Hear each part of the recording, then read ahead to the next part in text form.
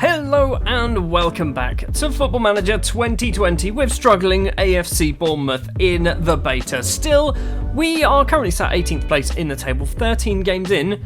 We have 2 must-win games today, and by 2 must-win games, I mean we've got Leeds, who are currently sat bottom of the table with just 1 win out of 13 games. We've got Watford, who are currently sat 14th with just 3 wins out of 13 games, which is the same amount of wins as us, by the way. In between episodes, things haven't gone to plan. We've been knocked out of the Europa League, which was kind of expected, and we've lost quite a few games of football. In fact, we've lost all but 1. We drew 0-0 with Astana. Great start, that one. Lost 2-1 against Liverpool. This was very unlucky. Very unlucky in this one. We probably should have got something out of it. Unfortunately, we didn't. Joshua Zirkzee with the goal for us. We lost 2-1 to PAOK. This once again was unlucky. We just basically got beaten by 2 goals on the counter-attack. Odsonne Edouard scoring just his 2nd goal for the club. And then against Wolves, we lose 1-0 thanks to an 81st minute Ruben Neves winner. It's not going well. It's really not going well. It's why we're 18th. Also, something I noticed in the edit, Casper De Norre, our right back / left back who we signed from KRC Genk in Belgium, was getting paid about £60,000 a week.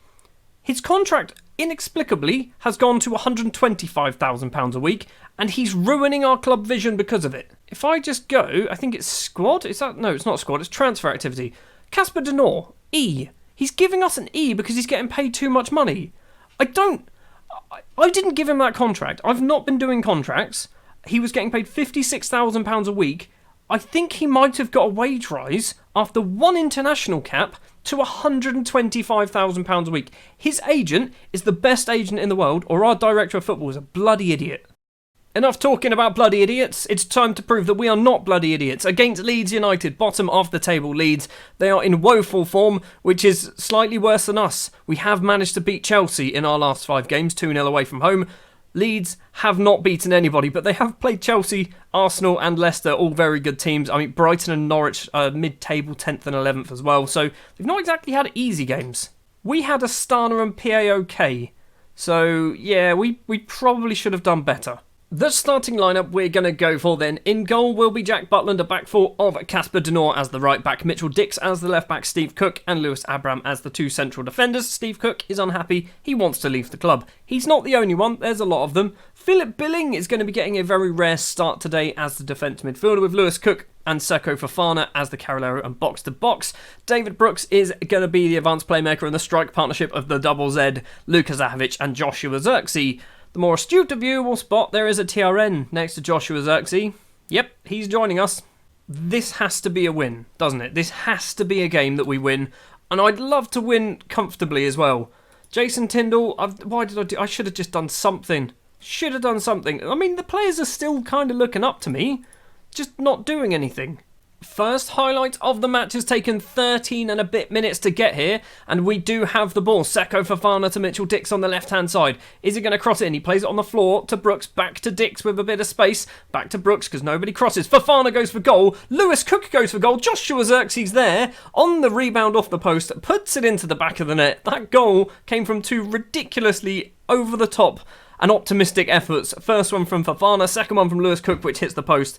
And Zirkzee can't miss, and we've moved up to 16th place if it stays this way. Lewis Cook's effort was ridiculous. That was a volley.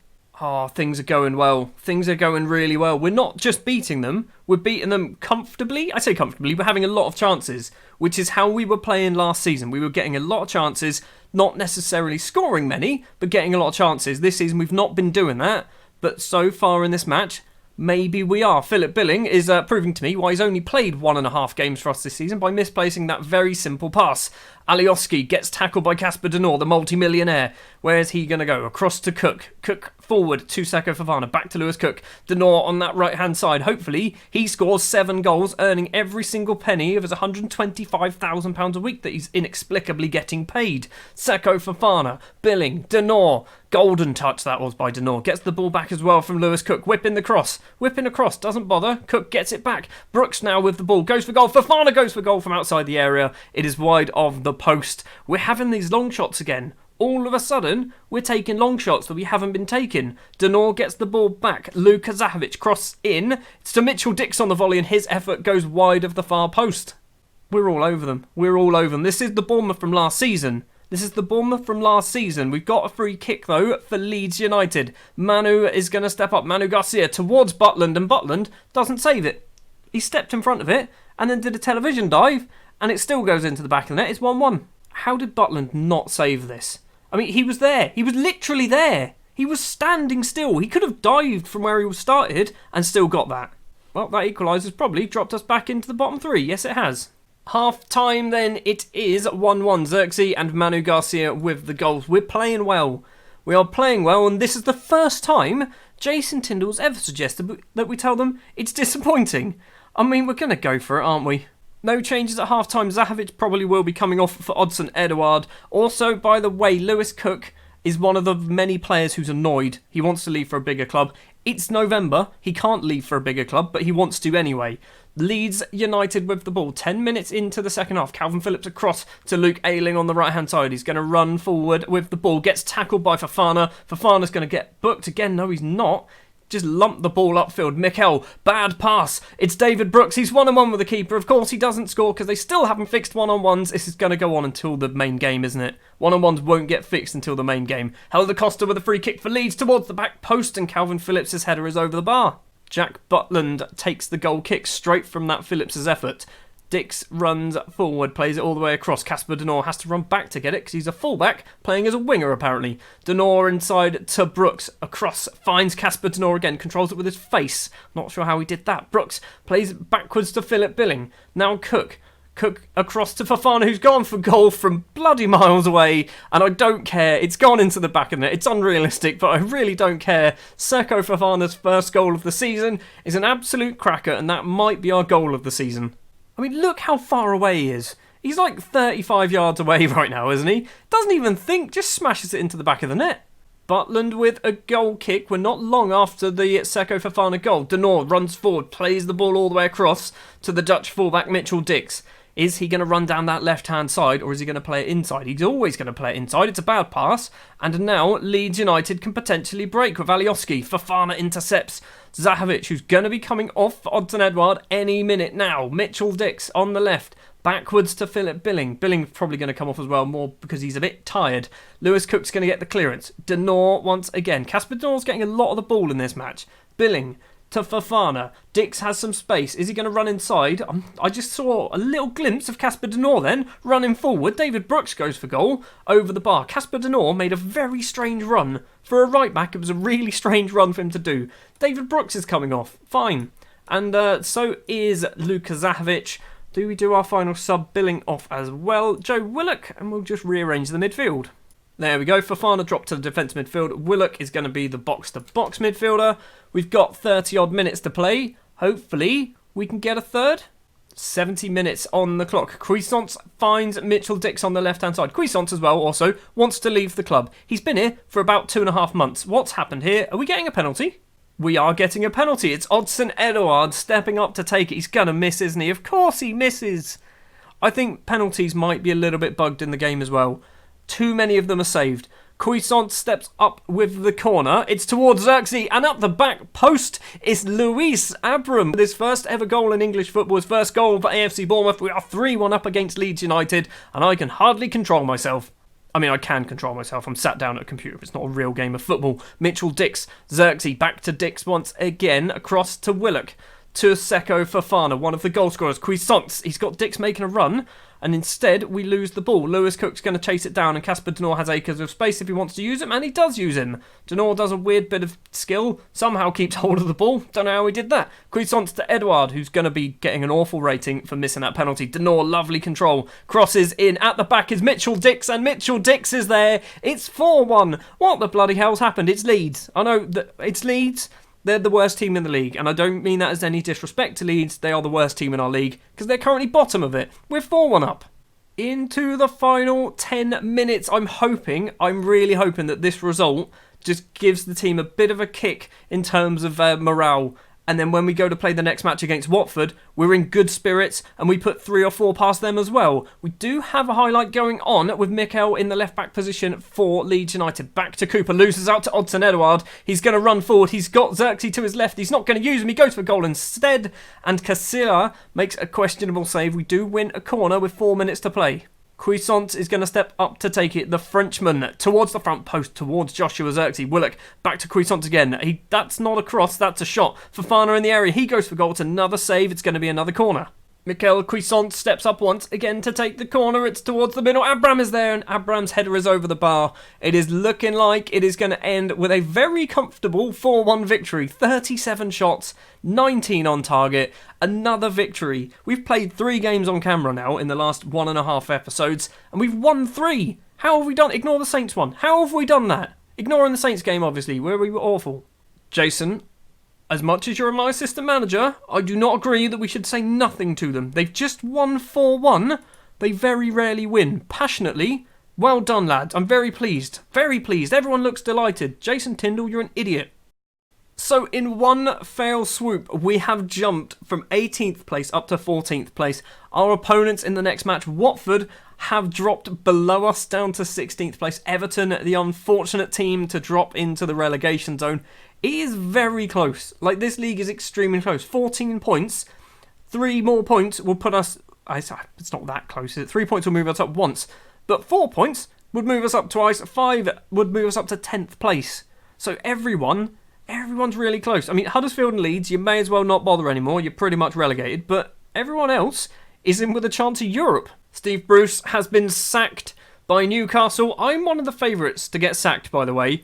I'm hoping that's going to change. Lampard has also been sacked. Still the favourites, 5-1 to go next. That's a bit better. We've gone to a C. We've gone to a C. Manager performance. No, I don't want to see that. I want to see match performance. There we go.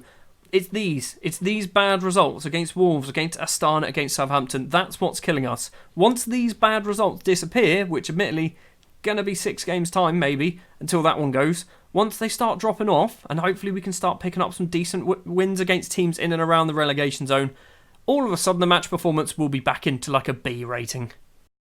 This is the problem I'm getting at the moment with the majority of our players.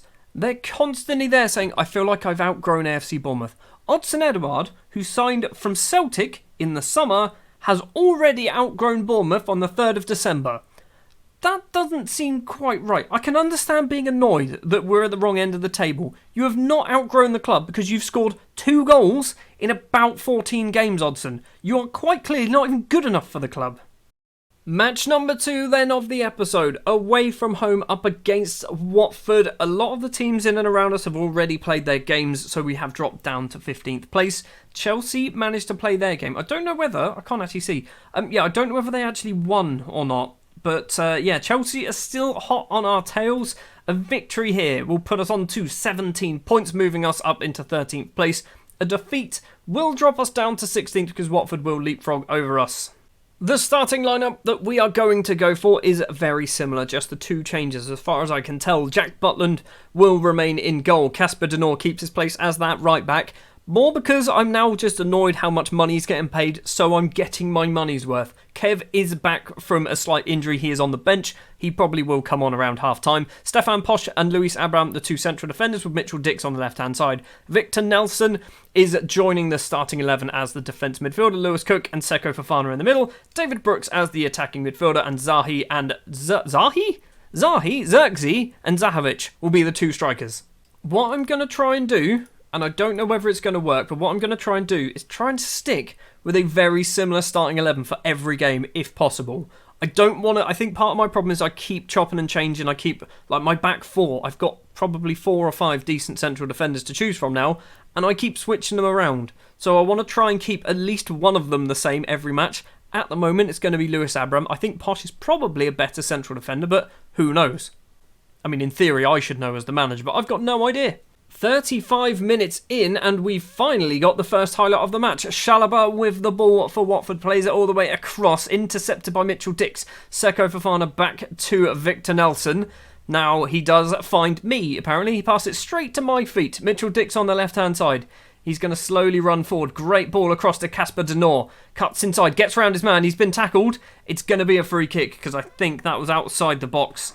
It is going to be a free kick. Watford are lucky, but it was outside the box. Who is stepping up to take it? David Brooks. It is David Brooks, the Welshman, with his left foot at the back post is Posh. Chests it down and plays it all the way back to Mitchell Dix on the halfway line. And that was the only action of the first half. It is 0-0, as opposed to the Leeds game, where it was constant. There were 30-odd shots across the 90 minutes. We've had 6 in the first 45.